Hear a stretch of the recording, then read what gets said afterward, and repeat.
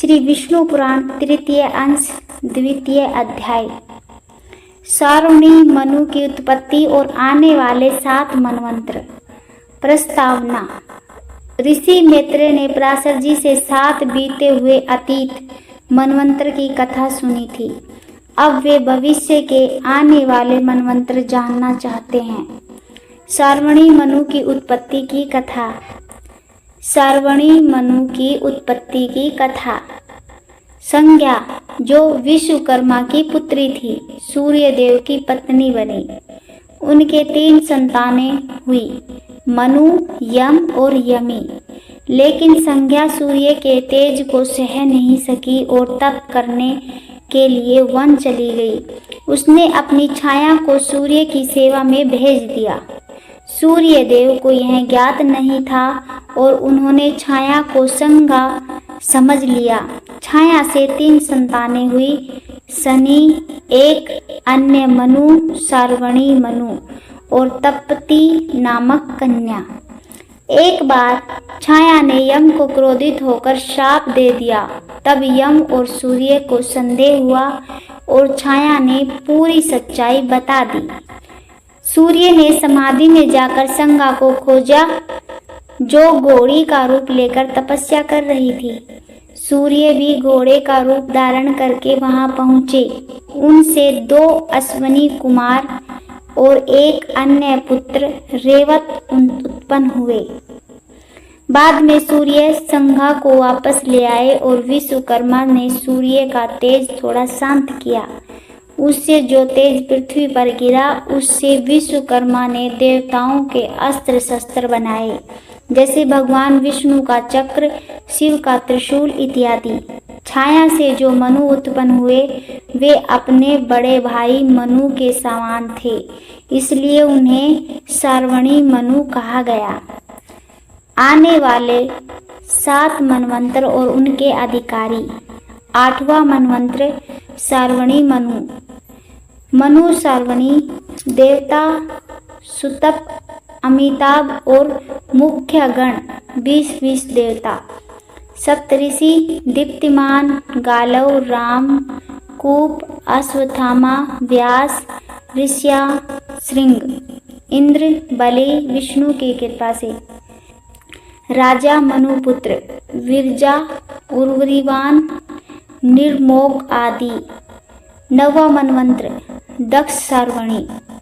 देवता पार, मरीचिगर्भ, सुधर्मा, प्रत्येक में 12 देवता। इंद्र अद्भुत। सप्तऋषि सवन, धूतिमान, भव्य, वसु, मेधातिथि, ज्योतिष्मान, सत्य। राजा धृतकेतु, दीप्तिकेतु, पंचहस्त, निरामय, पृथु शत्रुआ आदि। 10वां मनवंतर ब्रह्मा सारुणी। देवता सुदामा, विशुद्ध, प्रत्येक में 100 देवता। इंद्र शांति। सप्तऋषि वहिष्मान, सुकृत, सत्य, तपोमूर्ति, नाभाग, अप्रितमोजा, सत्यकेतु। राजा सुक्षेत्र, उत्तमोजा, भूर्विवेण आदि। 11वां मनवंतर धर्म सर्वणी। देवता विहंगम, कामगम, निर्वाणरति, प्रत्येक में 30 देवता।